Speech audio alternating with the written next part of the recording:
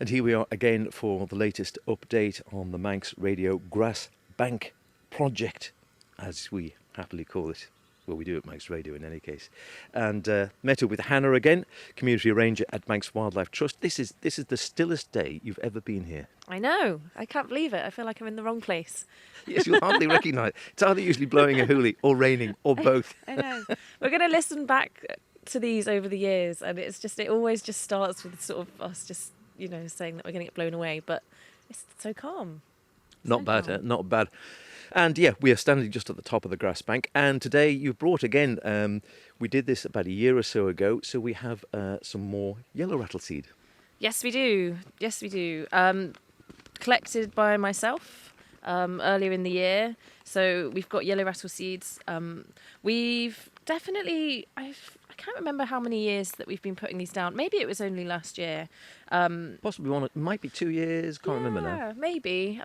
But the reason that we put yellow rattle seed down, and we encourage people to put yellow rattle seed down if they want to encourage a wildflower meadow, is because it's a native wildflower in the Isle of Man, and it's also semi-parasitic. So it basically weakens and takes nutrients away from the surrounding grass, which then allows the wildflowers to compete more and to be able to outcompete the grass and to come through.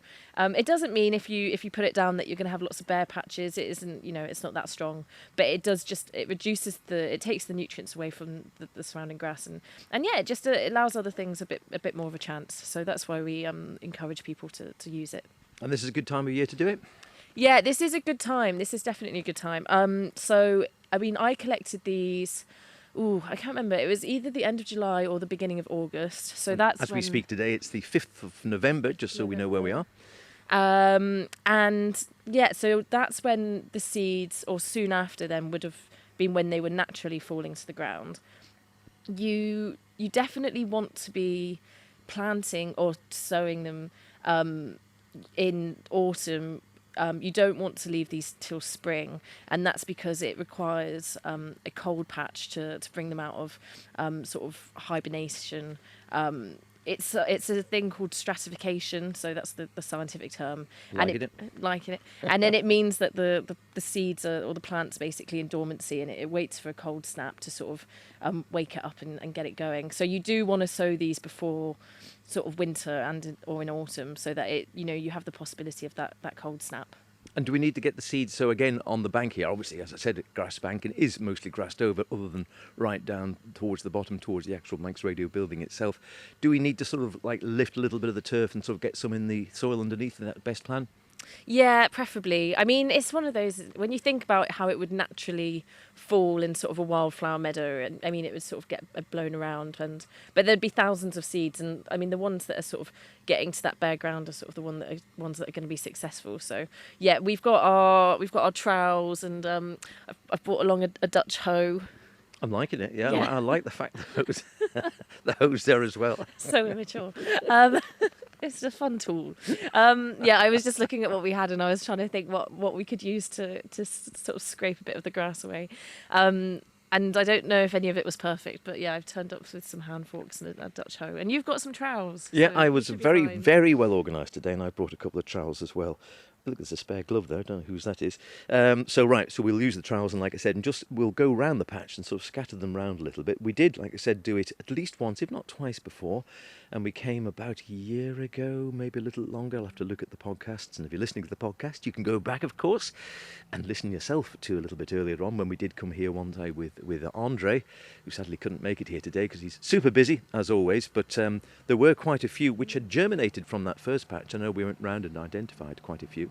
So that's really good. From the point of view, again, anyone who might be doing something similar, here we are in early November. Now, the grass here was trimmed right the way back, so it had a really good scalping late summer. So it was after Tynwald Day. It was, I think, done over a period of 2 or 3 days by Matt the gardener here, who came with a strimmer and again trimmed it down and then raked off all the grass so it wasn't left to rot down into the ground and increase the fertility of the soil. Is it a good idea to sort of maybe give it another strimming then at this time of the year before we sort of get into the dormant patch and through winter? Yeah, there's no harm in trimming it or mowing it now.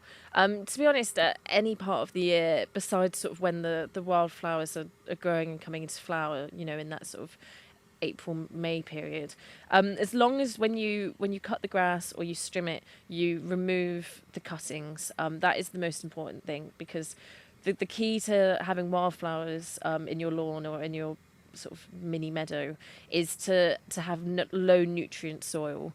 If you have lots of nutrients in your soil, then it will just favour the grasses and they'll outcompete everything else. And that's why you sort of have lawn food and all that sort of thing, because you want, some people just want really green, rich lawns, but we want the wildflowers. So as long as when you cut it, you remove the cuttings, so they're not breaking down and adding nutrients to the soil and sort of like composting and mulching, then it's fine. In fact, it's good to cut it, because keeping that grass short, it will, when the flowers and the wildflowers grow, it will give them that boost, because the grass is short and easier to compete with. Give the seeds a rattle there. There we go. And it's, they are, yellow rattle, I told you.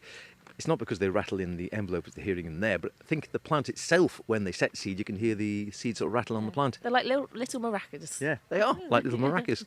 Good analogy. I like that. Nature's maracas. Indeed. There's no answer to that, is there? We all like nature's maracas. And I have to say that there has been, again, as we look out today, it is a slow process. It's a slow improvement. It's not something that's going to happen overnight. But it has to be said that, again, one or two people have already said they have noticed a little bit of a difference. And I can certainly say this year, again, we have seen some of the yellow rattle out.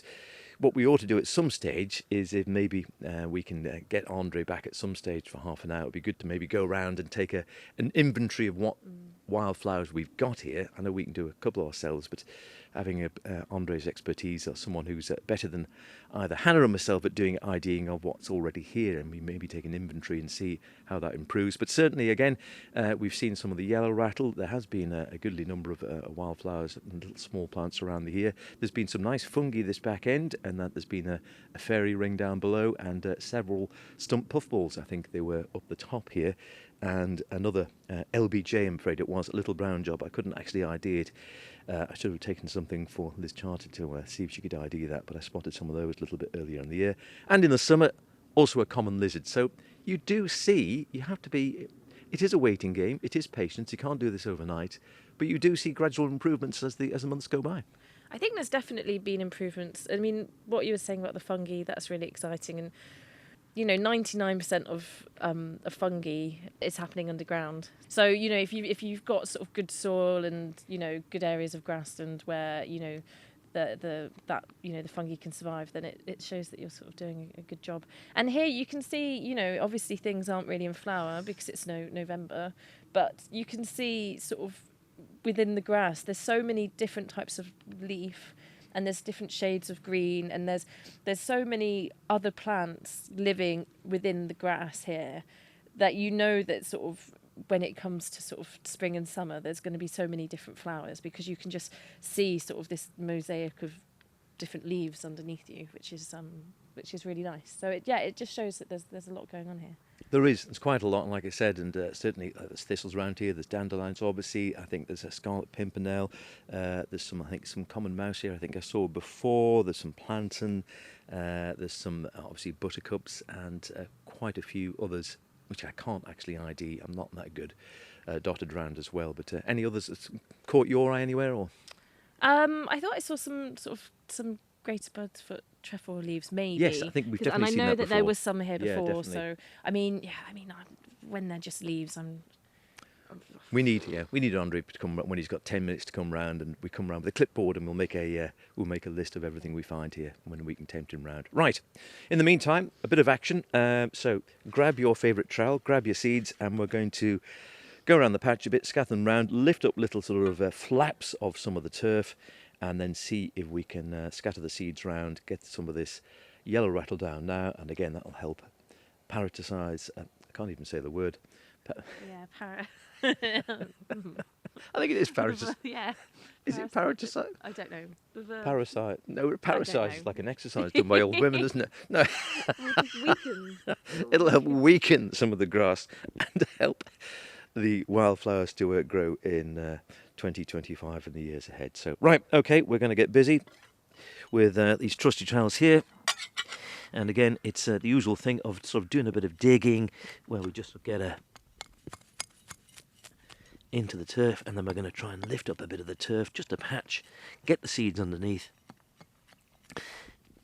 That's it, like that, and then we're going to get the seeds in there, get them contacting the soil, and just stamp them back down.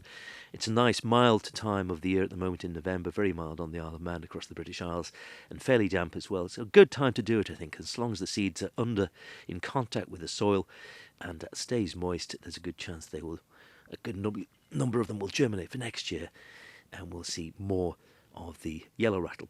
So that's an update for now, and right, Hannah and I will get busy, and we'll see you next time, and like I said, see if we can organise a time to get Andre here and perhaps do a checklist of what is actually here on the plot, and then maybe going forwards in another year or so's time we could come back and see if we've added to the actual plant diversity here on the Manx Radio Grass Bank project.